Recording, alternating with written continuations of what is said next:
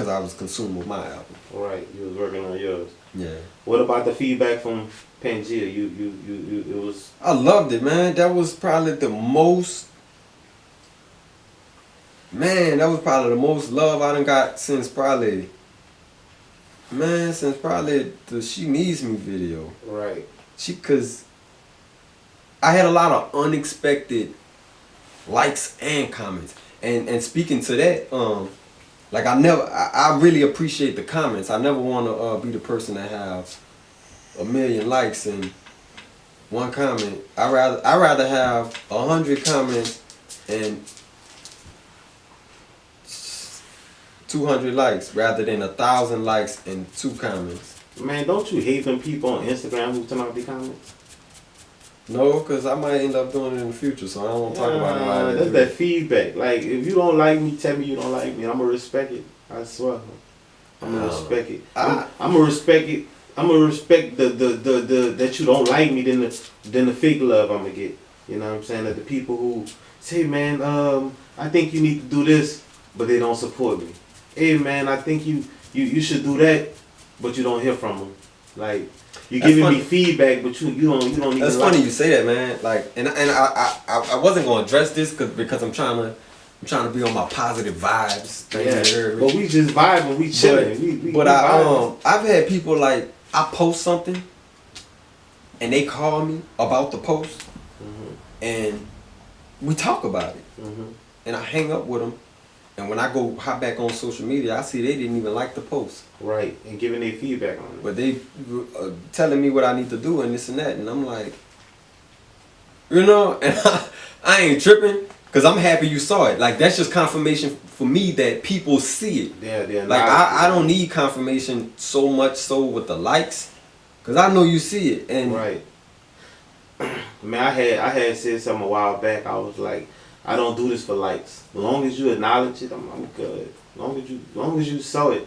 That's it. You know what I'm saying? That's it. Good. That's it, man. Good, man. That's it. So that's why when I say it's slow, you know, it is what it is, man. Quality over quantity.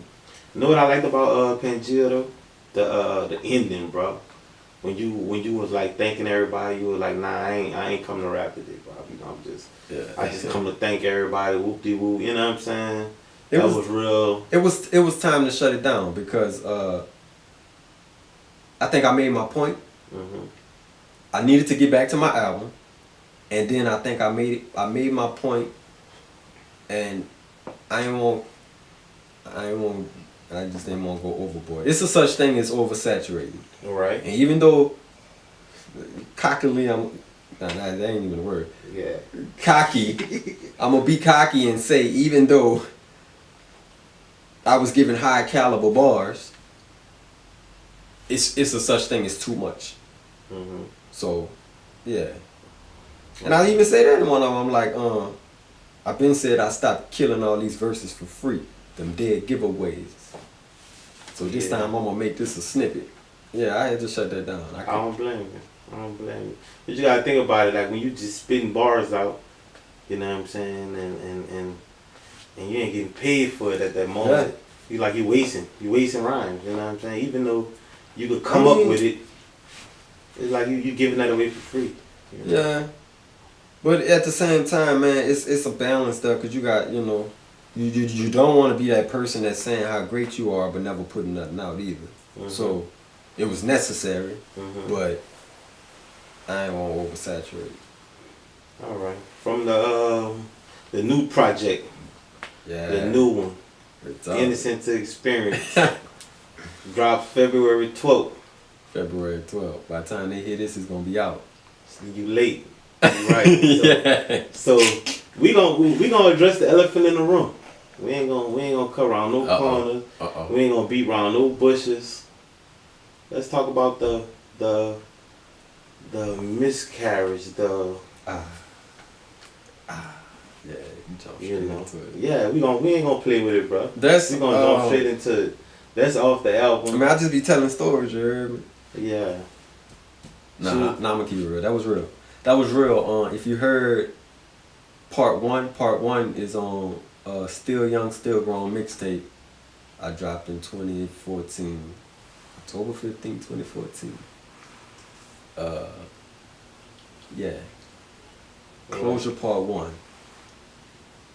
This is the sequel.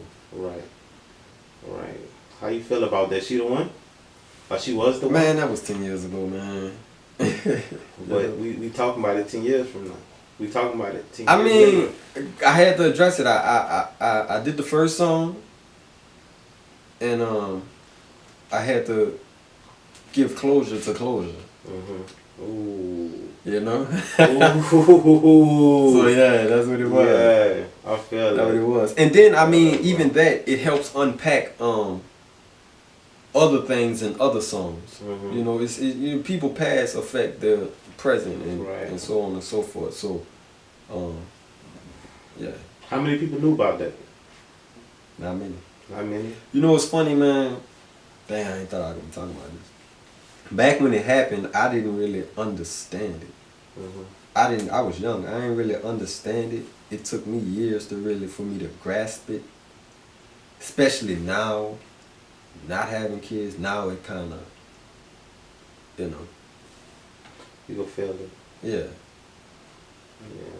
That's crazy. That's the way you explained it. That you think that the person who pushed it, you think that was the reason, or you think stress maybe? No, man, that was. Talked about it? And see, I think the way I tell that story is so quick that I think it might get misconstrued. What happened was she was hanging out with her friends, and she had a mouth on her.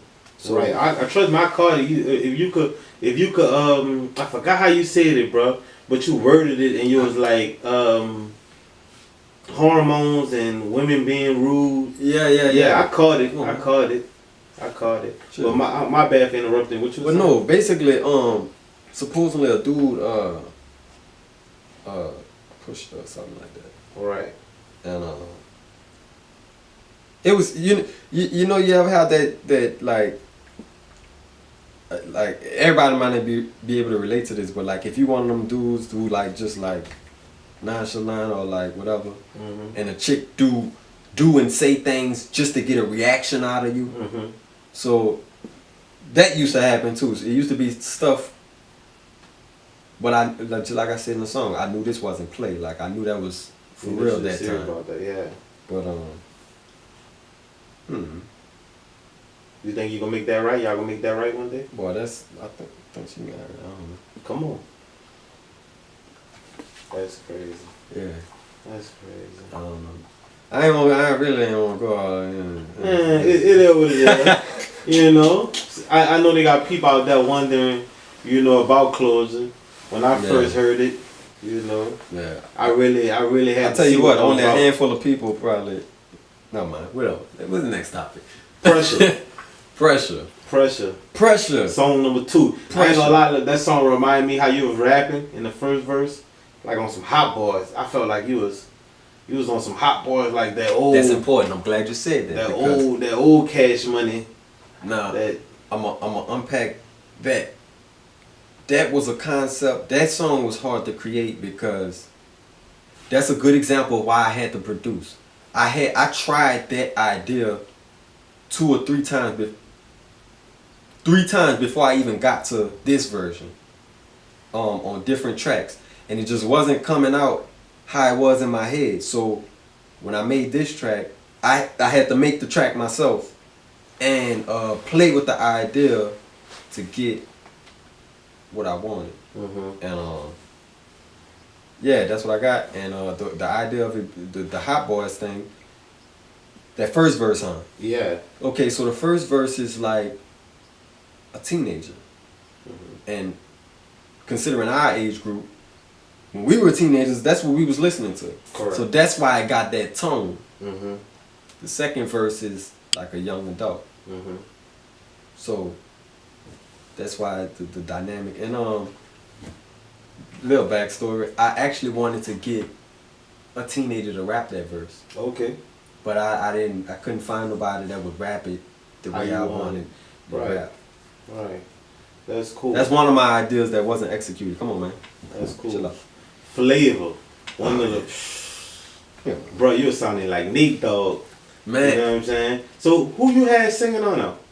My sister. That was your sister? Mm-hmm. Okay. We actually recorded in the studio elsewhere, and then I loaded all that up and brought it back home to load up. Yeah, man. Flavor, bro. You. That's one of them songs where I was just riding one day, riding to work, and I was like, I gotta kick that flavor. And I recorded it in my phone, and I sat on that for like 2 years, and then I went and I made the beat. When I got to a point where I could produce, I made the beat. Right. And my homeboy Scott, shout out to Scott, he came through and gave me the guitar, Okay. guitar. Okay. But all that was meant in my head, like I had it all figured out. Right. That's my baby though. That same Devin the dude I just mentioned. Yeah. That's influenced by me, his music. It's me, but you know, it shows that side of me, that influence. Cause I don't think I ever showed that in my music.